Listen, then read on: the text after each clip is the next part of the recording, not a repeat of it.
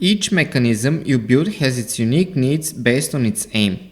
In some cases you need more speed, and in some you need more torque or power. In some cases you need a linear motion, and in some it should be rotational. To achieve that, you need to build the gear systems to modify the motion from the motors so that it will fit your needs. Stay with me for the next few minutes while I cover some of the basics of gear systems. First of all, let's get familiar with some of the terms we'll be using from now on. Speed is a key characteristic of the gear systems. Usually, under the term speed is understood the distance an object travels for a certain amount of time. Well, this actually is linear speed. More important for us will be the term rotational speed. This is the number of rotations that an object do for a certain amount of time. Usually it is measured in rotations per minute or briefly just RPM. Just an example, the EV3 large motor do about 150 RPM when using the rechargeable battery and is set to 100% power. We could easily check this with this simple program. First, we have motor A moving for 60 seconds at 100% power. Afterwards, we measure how many rotations has it made using the rotation sensor and display the result. Finally, we leave a 10 seconds pause so that we could see the result.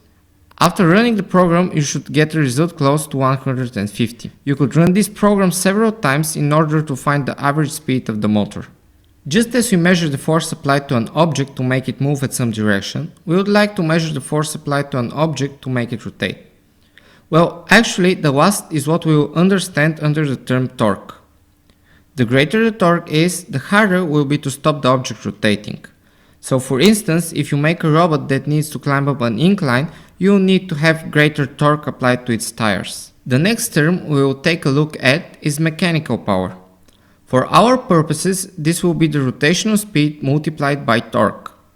So the power you set in the settings of the move blocks is actually the mechanical power of the motor. For convenience, I will refer to it as just power. So now let's take a look at a simple gear system. The red gear is directly attached to the motor through an axle. This is the input gear and we will refer to it as driver gear. The blue one, which is connected directly to the tire or the one that outputs the motion from the gear system, we will refer as follow gear. Now let's see the gear system in motion.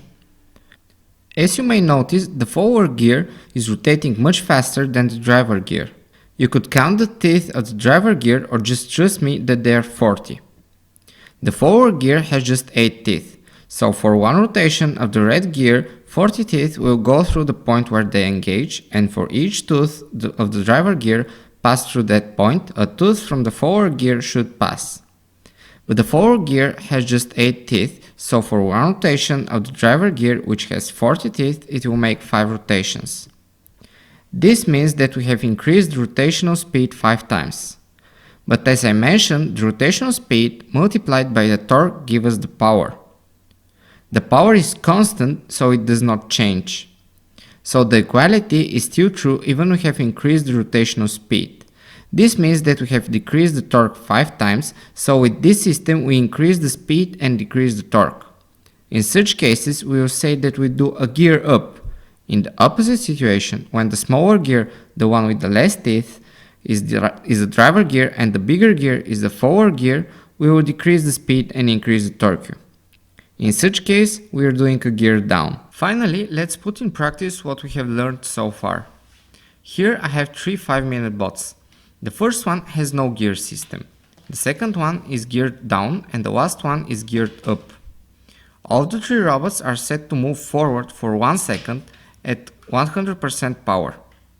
First, let's run the geared up one.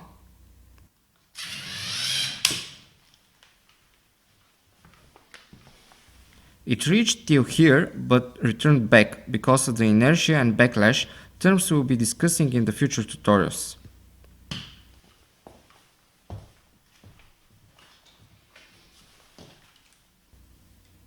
Next, we have the geared down robot. This robot has much more torque but traveled a way less distance than the geared up robot. Finally, we have the robot without any gears. It traveled more distance than the geared down robot, but a third of the distance traveled by the geared up robot. Here we will stop with the first part of the gear tutorial.